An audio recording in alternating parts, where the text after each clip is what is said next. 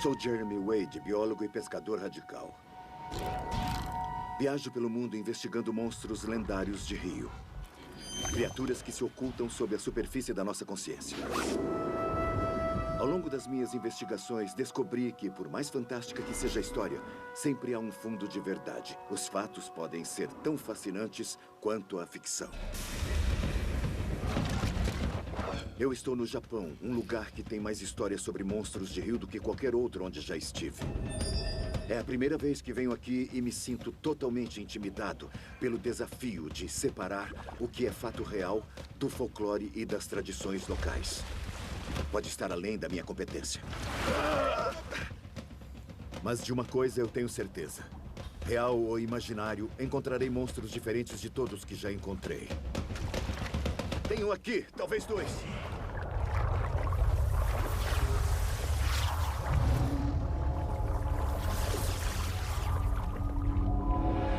Monstros do Rio. Terror do Japão.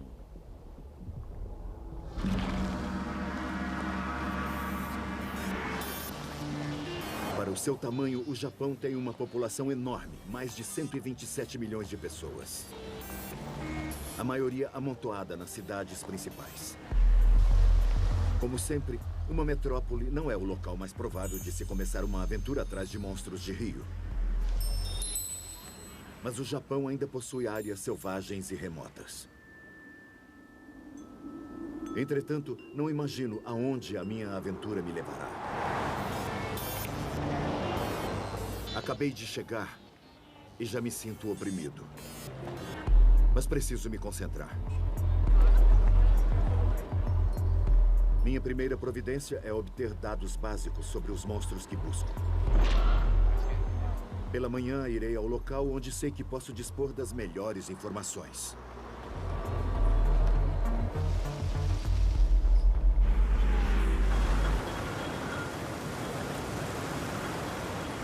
Estou em busca dos lendários monstros de rio do Japão. Vim até o mercado de peixe de Tóquio, onde há inúmeros peixes. Porém, o que importa mesmo são as pessoas que conhecem os peixes.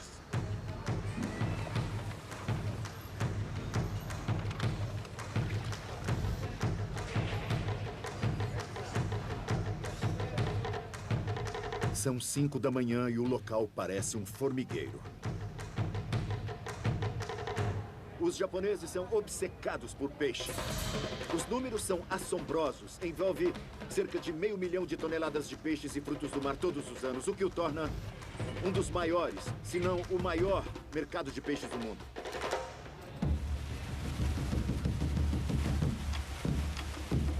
Para me ajudar, trouxe comigo uma tradutora. Seu nome é Mai Nishiyama, e ela me acompanhará pelo mercado. Imediatamente, algo chama minha atenção. Não. Sim, sim. Isso não vem ao caso, mas é uma coisa que eu queria ver quando cheguei aqui. É um tipo diferente de monstro de rio. Ele é pequeno, mas ele pode matar. Se você, por um acaso, comer a parte errada, já era. Chama-se fugu e contém uma das toxinas mais letais do mundo. Pode matar em 2 horas. Cerca de 6 pessoas por ano morrem após comê-lo.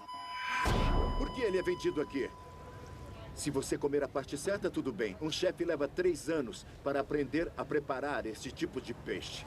É um exemplo claro da conexão extremamente íntima que os japoneses têm com tudo que é aquático. Uma mistura de medo e respeito. Mas não procuro monstros de água salgada, e sim de água doce. Exploro mais o mercado. As pessoas começam a falar. Procuro os lendários monstros de rio do Japão. Monstros? Como são eles? Nasceram. Antigamente, talvez fossem assim. なんか頭にお皿がついてて、なんかこう水かきが。 Membranas. Isso. Sei, mas ele vive na água? É o que ele acha. E como as pessoas o descrevem? Normalmente vive no pântano e tem uma cauda. 昔から日本で É uma história bem conhecida, não é mesmo? そういう感じ、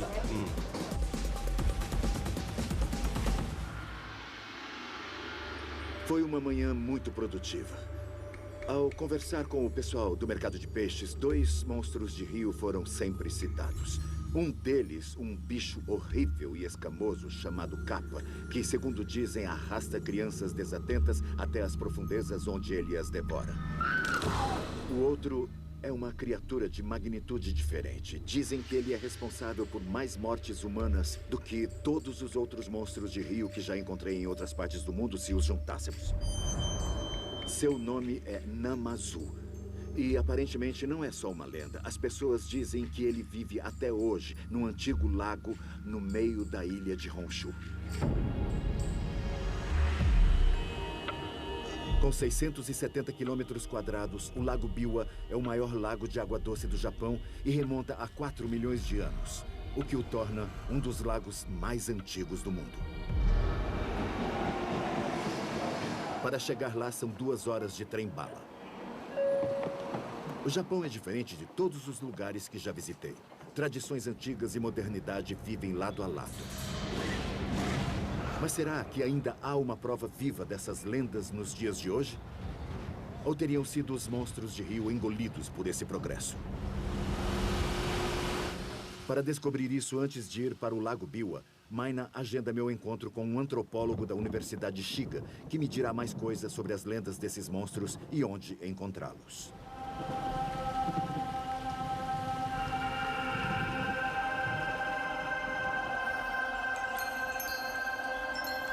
Eu o encontro do lado de fora de um antigo santuário, um local com 1 século de diferença da cidade que deixei há apenas 2 horas. Trata-se do professor Kuroda, que cresceu em meio a essas lendas. Pergunto a ele sobre o Kappa. O professor Kuroda diz que quando era criança lhe disseram para não ir nadar, porque o Kappa viria e levaria o seu espírito. Acreditava nisso quando era criança? Sim, ele acreditava. E me disse que quando era criança, 2 colegas se afogaram num rio próximo. Disseram que a morte deles fora obra do sinistro Kappa. Como o senhor descreveria essa criatura? É do tamanho de uma criança. Alguns detalhes são meio nebulosos, mas as pessoas têm certeza de que ele tem uma espécie de placa na cabeça. Alguns dizem que tem um casco no dorso. Mas numa coisa todos concordam. Ele tem 2 mãos, mas não são mãos como as nossas. Elas têm dedos palmados, o que faz todo sentido porque ele vive na água.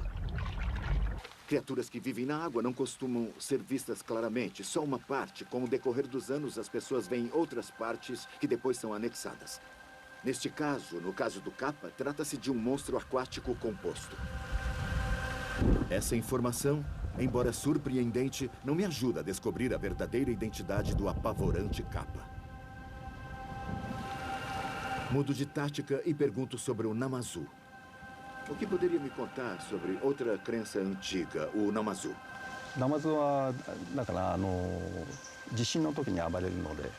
Ele disse que é uma criatura enorme que vive sob o solo.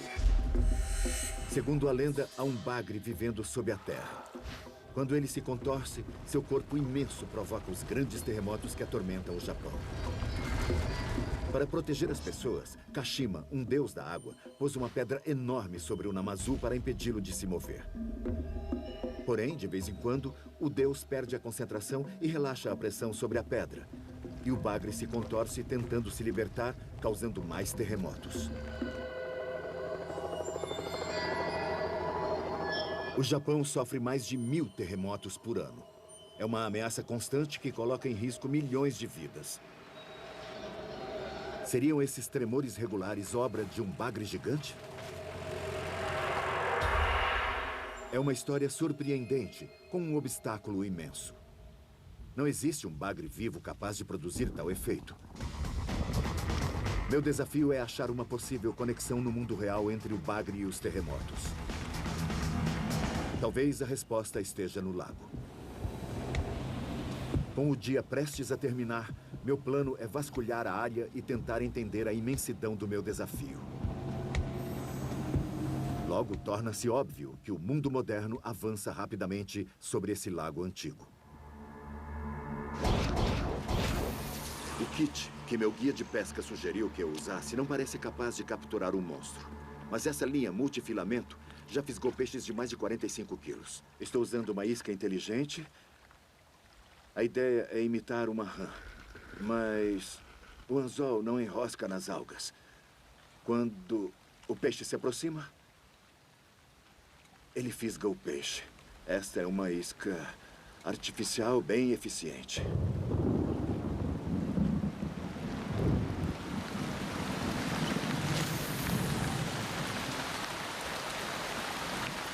Eu não estou vendo sinal de nada até agora. O Lago Biwa equivale a 2 lagos em um. O sul, onde estou agora, tem algas e é raso. O norte é bem mais fundo, ultrapassando 90 metros. Essa parte é um esconderijo mais provável de um bagre monstruoso que possa ter inspirado essas lendas arrasadoras. É onde planejo pescar amanhã.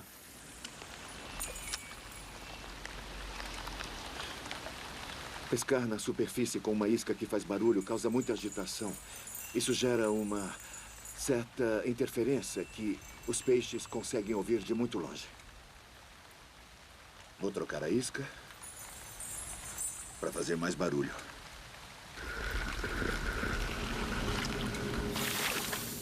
Ah, ele escapou. Parece estar causando um certo interesse. Vamos, vamos. Quase fisguei, mas não deu. Minha sorte está para mudar. Peguei. Mas o que eu peguei? Eu não sei o que é. Estou no Japão, atrás de 2 de seus monstros de rio mais infames. Um assassino que agarra crianças chamado Kappa e um bagre devastador chamado Namazu. Peguei. A questão é, será que acabei de fisgar um deles? Eu não sei o que é. É bem comprido. É um bagre.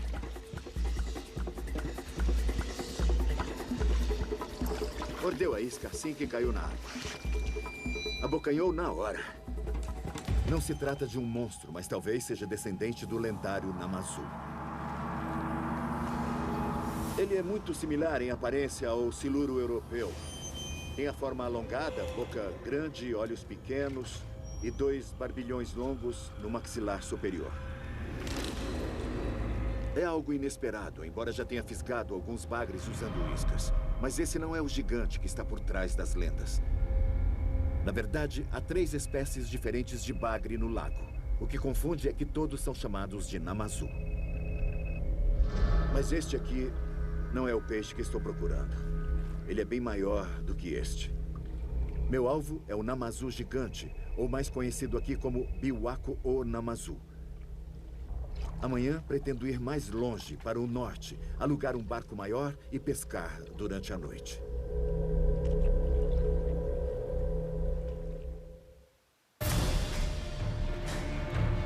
Como o peixe que estou procurando é tão incomum, antes de deixar a cidade, eu quero ter certeza de levar todo o equipamento necessário e também mais algumas informações.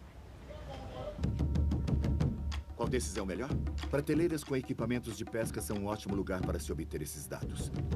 Soube que o Lago Biwa é cheio de espécies de peixe introduzidas. Inclusive o predatório snakehead. Já tive a chance de lidar com ele.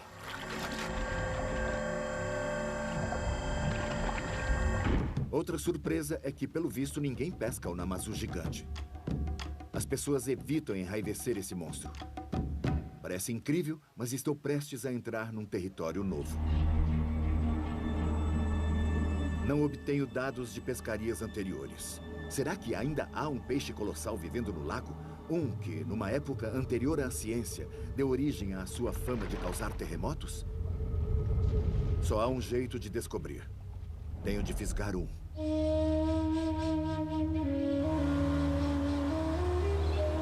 Dessa vez vou para o norte, até a parte mais profunda desse lago antigo.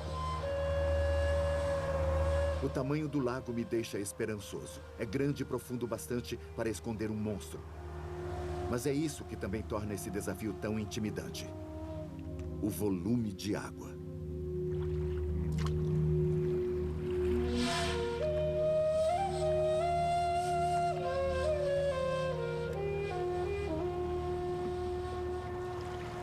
usarei uma pequena e brilhante isca jig. Vou deixar que chegue até o fundo. Depois, farei movimentos com ela. Os bagres são peixes noturnos, então vou pescar durante a noite, toda a noite, mas ainda resta um pouco de luz. Então, eu vou mover a isca bem perto do fundo para o caso de haver alguma coisa lá. Estou numa baía abrigada. Há uma ilha, um local bem bonito, bem aqui ao lado. Eu vou usar várias técnicas durante a noite. Se houver algo lá, talvez um deles possa se interessar.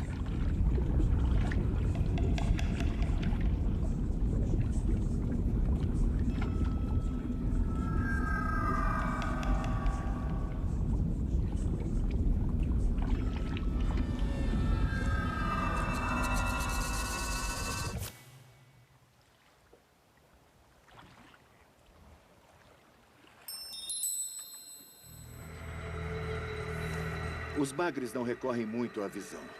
Podem seguir rastros químicos na água e também vibrações.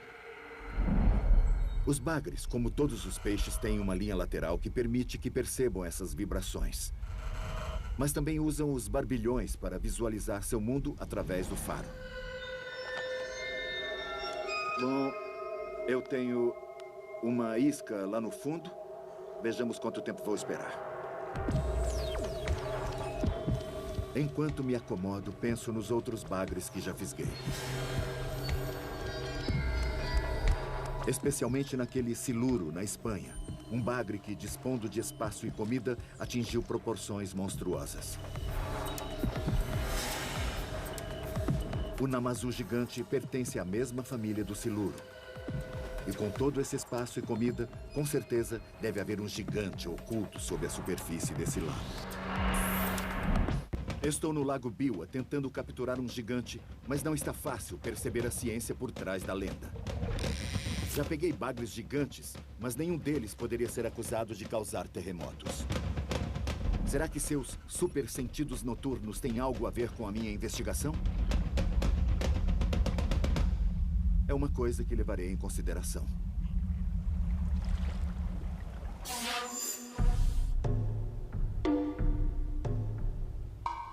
Ao raiar do dia, o gigante ainda se esquivava de mim.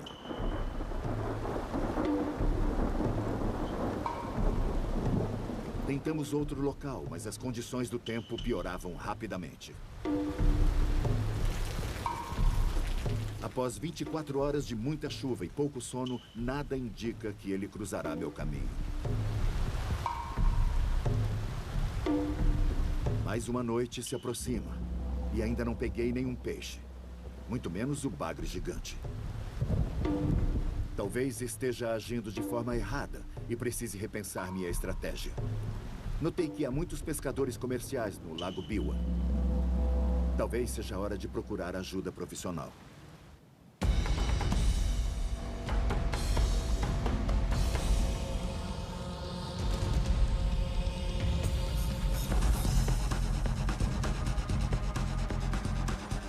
Fora do escritório da Associação de Pesca Local, encontro o Sr. Skuda. Sr. Skuda, há quanto tempo o senhor pesca? 30 anos. Há 30 anos. E que peixes normalmente o senhor pesca? Como ele disse, ele pesca em guias e usa uma linha comprida, uma linha bem longa. Mais de 1,5 km com 150 a 200 anzóis. 7月ぐらいにね、1匹釣れました。 Ele disse que pegou um namazu ano passado. Este ano, ele não pegou nada. Isso já dá uma ideia de quão raro e difícil é capturá-los. Me diga, qual era o tamanho dele? 1,80 mぐらいかな。 Bom, isso equivale a 1,60 m. Mais uma coisa. Ouvi uma história sobre o namazu gigante causar terremotos. Isso é verdade? O senhor acredita nisso? 誰が言ったんか知らんけど、でも魚が地震の前は騒ぐ。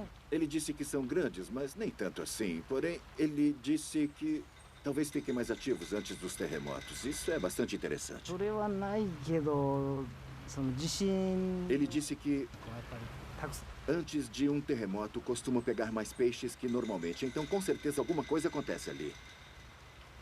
Finalmente, uma conexão entre bagres e terremotos.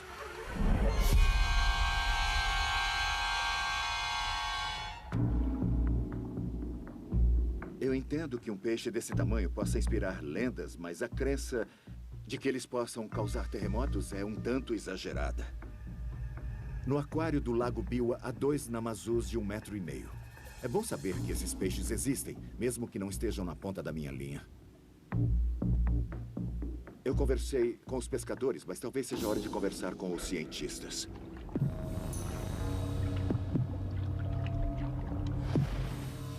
Marquei um encontro com o professor Yada, que está fazendo alguns experimentos surpreendentes nessa área.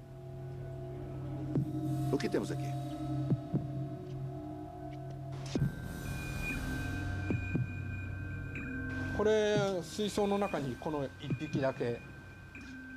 O experimento nesse tanque busca quantificar esses dados de que o namazu fica mais ativo antes dos terremotos. Normalmente, o peixe fica no fundo, quase sem fazer nada. Existe também um feixe de luz.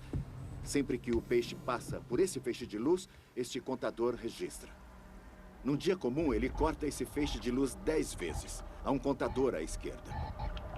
Depois, o professor Yada cruza as informações dos movimentos do peixe com dados sobre atividades sísmicas.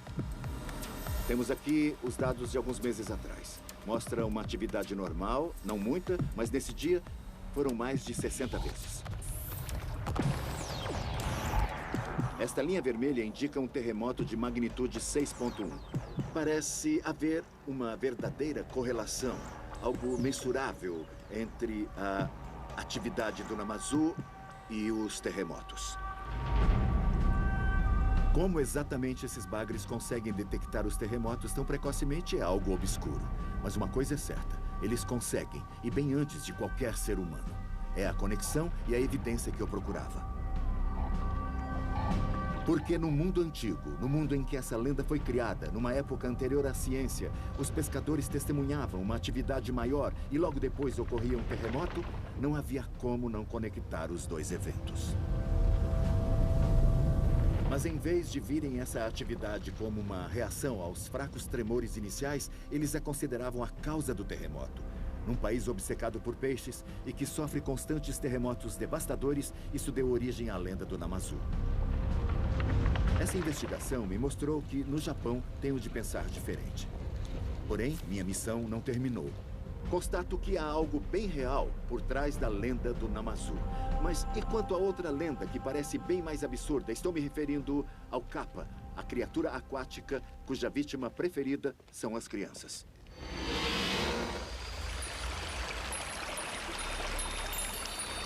O monstro de rio mais infame do Japão, o kappa, tem sido acusado de crimes horrendos há séculos.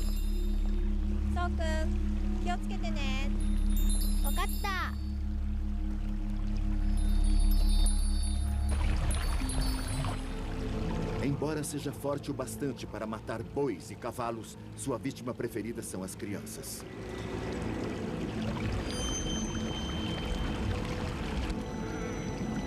As descrições do kappa variam, mas as características comuns parecem ser uma boca larga, um corpo comprido e pele mosqueada em tons de marrom e verde. E está sempre associado à água.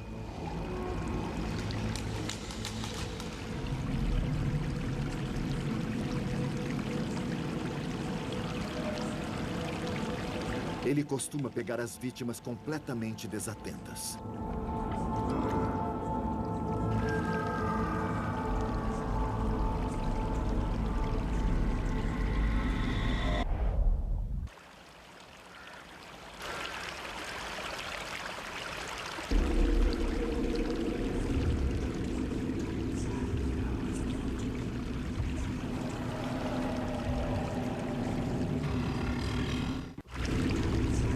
Estou no Japão em busca do animal por trás da lenda de matador de crianças, o kappa. Ele afoga as vítimas e suga seu espírito.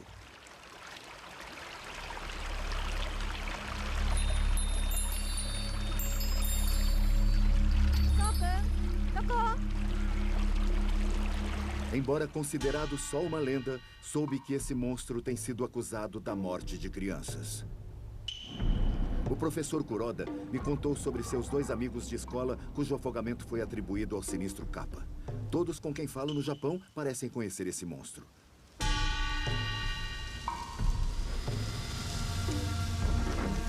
Também me falaram sobre um famoso santuário ao Kappa.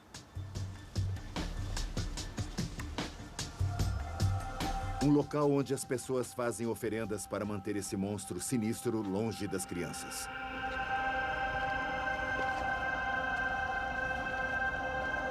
Espero que haja uma estátua ou imagem que me ajude a saber exatamente com o que estou lidando.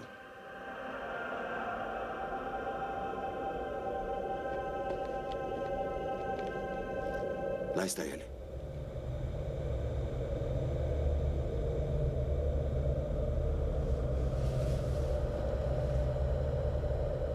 Esse é o Kappa.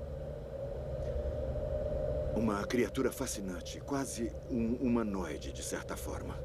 Ele tem 4 membros, possui 3 garras em cada membro e algo parecido com escamas. Obviamente, as pessoas têm uma imagem mental muito poderosa. Tudo isso aqui são oferendas. Nós temos saquê, temos um pouco de água, muitos livros, todo tipo de desenho. São oferendas deixadas pelas pessoas. Mas o que me interessa mesmo é descobrir que criatura real, na verdade, deu origem ao Kappa.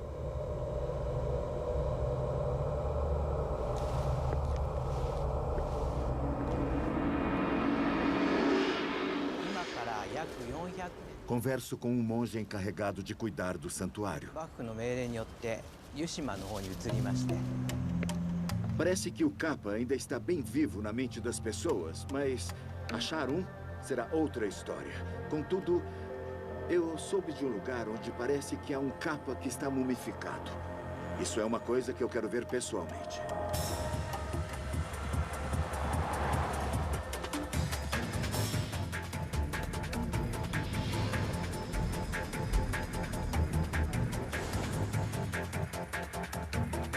Viajei até o sul do país e estou nas proximidades de Fukuoka.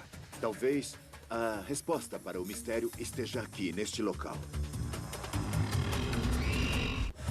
Estou no Japão, atrás de um monstro de rio chamado Kappa. Talvez a resposta para o mistério esteja aqui, neste local.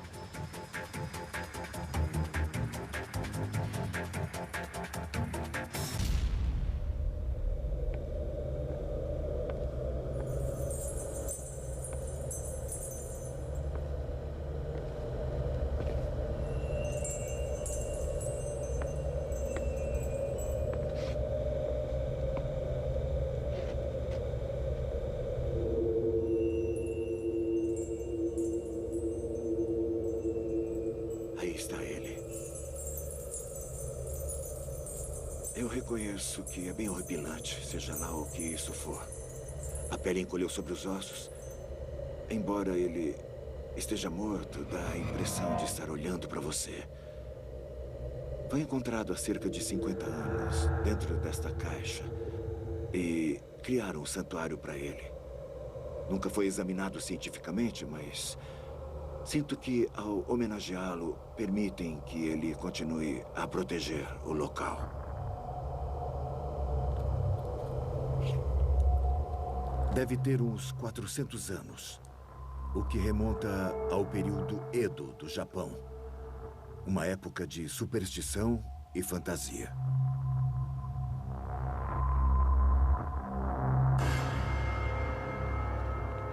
Enquanto desenho alguns detalhes, desconfio da identidade dessa criatura mumificada.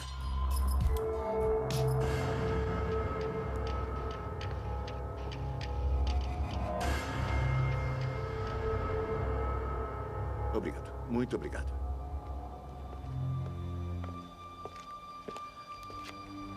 Bom, é muito fascinante.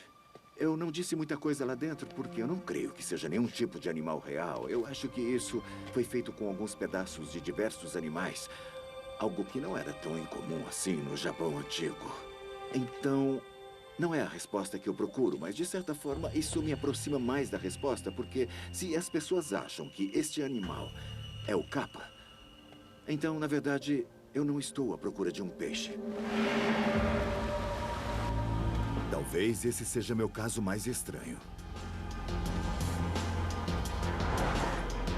Eu vim aqui até a Universidade de Kyoto encontrar alguém que possa me dizer o que mais, além de peixes, vive nos rios japoneses.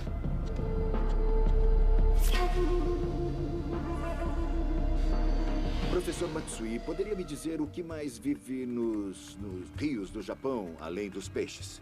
Caranguejos, rãs, tritões, salamandras, tartarugas. Tartarugas. Isso acionou imediatamente o meu raciocínio. Já encontrei tartarugas grandes. Seria o capa uma tartaruga? Teria de ser gigante para inspirar essa lenda.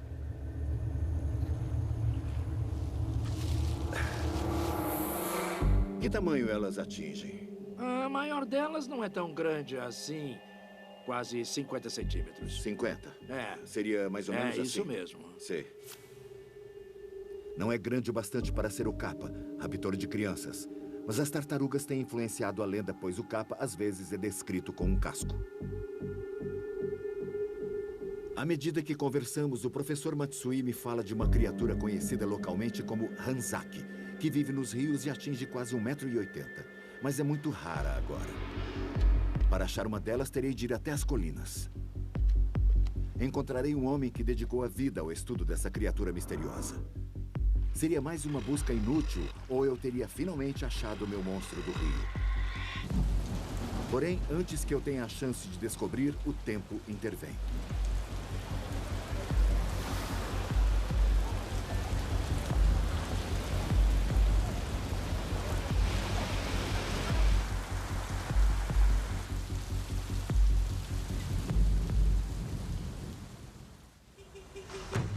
Após 2 dias de chuva pesada, seus efeitos tornam-se bem evidentes.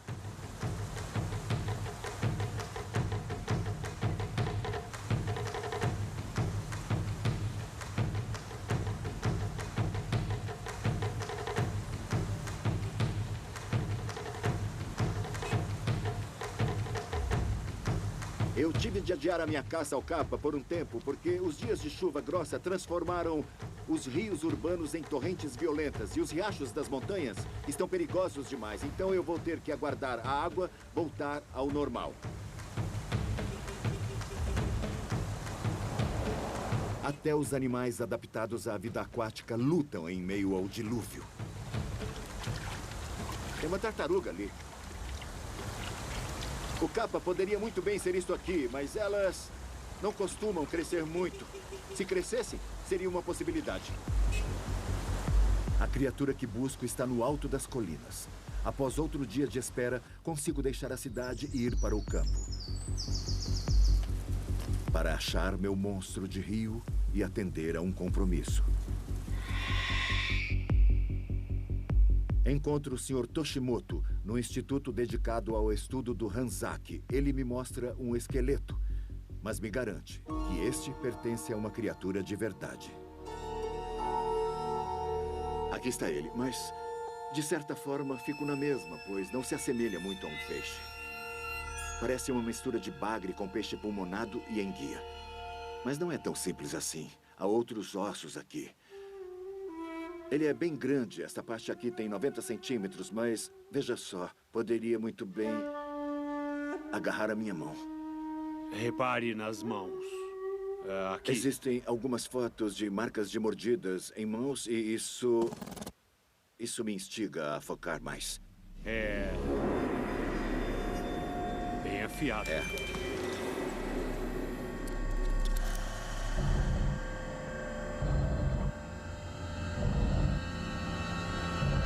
Muito bem, então, se eu puser as mãos sobre as pedras, deverei ter mais cuidado, não é verdade? Isso mesmo. Eu vim ao lugar certo. Tentarei achar o Hanzaki na natureza. O Sr. Toshimoto me acompanha na busca. Ele estuda o Hanzaki nesse rio há 30 anos. Conhece seus hábitos e sabe onde encontrá-los. Além disso, Hanzaki é uma espécie protegida. Se eu não estivesse ajudando o Sr. Toshimoto nesse seu estudo, não teria permissão para me aproximar deles. Esse animal tem dentes muito afiados e cortará meus dedos se eu chegar perto da sua boca. Então vou usar luvas de Kevlar. Vou mergulhar com esta câmera subaquática. Tentarei localizar um deles e depois vou tentar capturá-lo. Perto de uma cascata, ele me diz que já pegou alguns exemplares aqui. É um bom local de caça.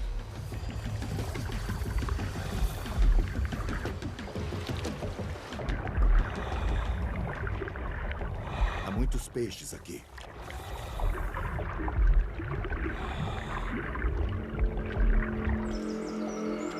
Tento do outro lado. A corrente é surpreendentemente forte. Não sei muito bem o que vou enfrentar. Mas acho que tirei a sorte grande.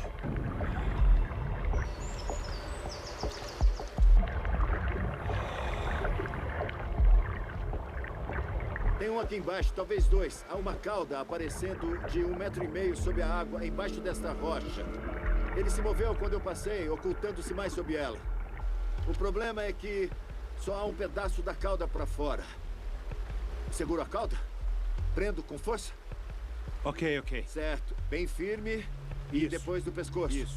Ok. Eu receio que ele se vire e tente me morder. Tranquilizado pelo Sr. Toshimoto e usando um cinto de lastro peculiar, encaro o meu monstro. É um animal valente e robusto. Preciso segurar firme para a segurança dele e minha. Estou fora da minha zona de conforto. Não é um monstro que posso capturar na ponta de uma linha. Preciso usar as mãos.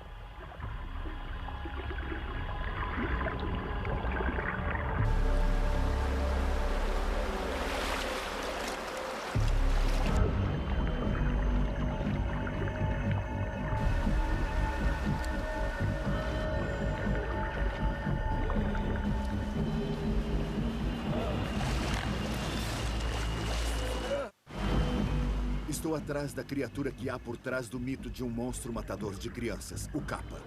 É uma criatura conhecida localmente como Hanzaki e estou prestes a ficar cara a cara com ela. Peguei um Hanzaki mais conhecido como salamandra gigante japonesa, uma das maiores salamandras do mundo. É a criatura que está por trás da lenda do Kappa. Elas ficam maiores que isto. Essa criatura é agressiva, embora não queiramos fazer mal a ela. Pronto. O lado positivo é que elas, diversamente dos peixes, sentem-se bem tanto em terra quanto na água. Ela logo se acalma. Aqui temos um Hanzaki. Ainda bem que eu mantive as minhas mãos longe da boca, embora esteja de luvas. Ela não ficou muito satisfeita com o fato de ter sido arrancada da sua toca. Mas esta, creio eu, é a criatura que eu estava procurando. Ela se parece com um peixe, mas tem mãos, assim como esta aqui. O Sr. Toshimoto monitora a saúde da população de Hanzaki ao longo deste rio. Deu 4,5 kg. Ele mede, pesa e identifica cada uma que pega.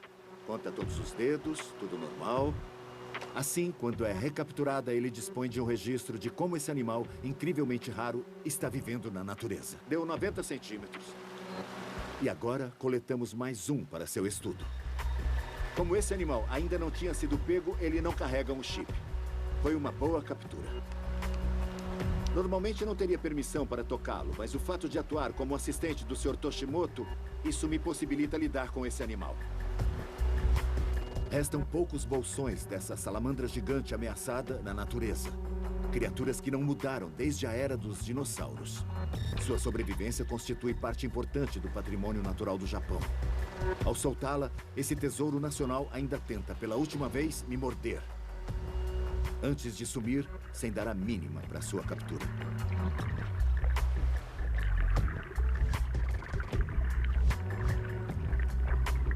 Ao anoitecer, meu objetivo é simples. Quero pegar um exemplar maior. Um que possa puxar uma criança para debaixo d'água. Foi difícil evitar ser mordido. Como será que lidarei com esse animal à noite? Essas salamandras podem atingir quase 1,80 m. Estou meio hesitante. As salamandras gigantes japonesas sofrem uma ameaça incomum, a de seus parentes vivos mais próximos. Salamandras chinesas, introduzidas, começaram a se acasalar com exemplares gigantes japoneses, gerando híbridos. Quando salamandras chinesas ou híbridas são encontradas, elas precisam ser removidas do rio. O Sr. Toshimoto tem uma coleção delas no instituto. Muito bem.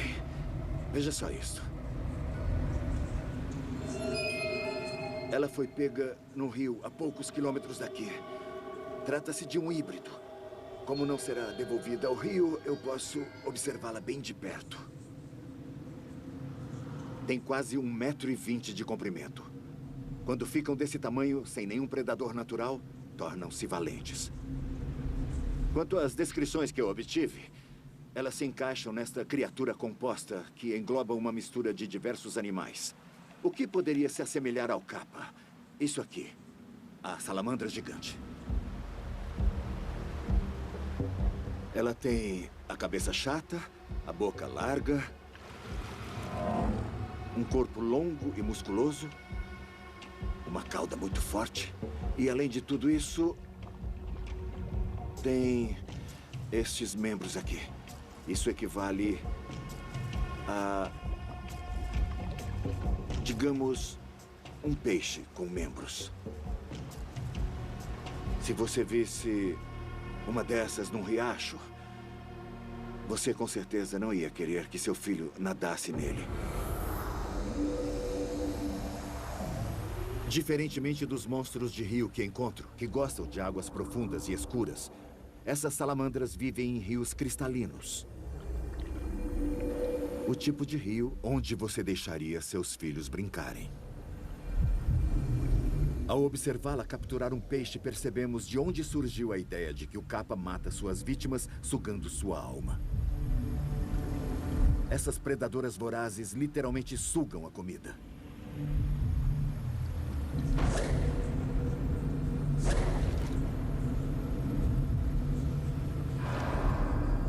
Se você não morrer em seus maxilares, um destino mais sinistro o aguarda. Acabar aprisionado vivo em seu estômago e dissolvido lentamente.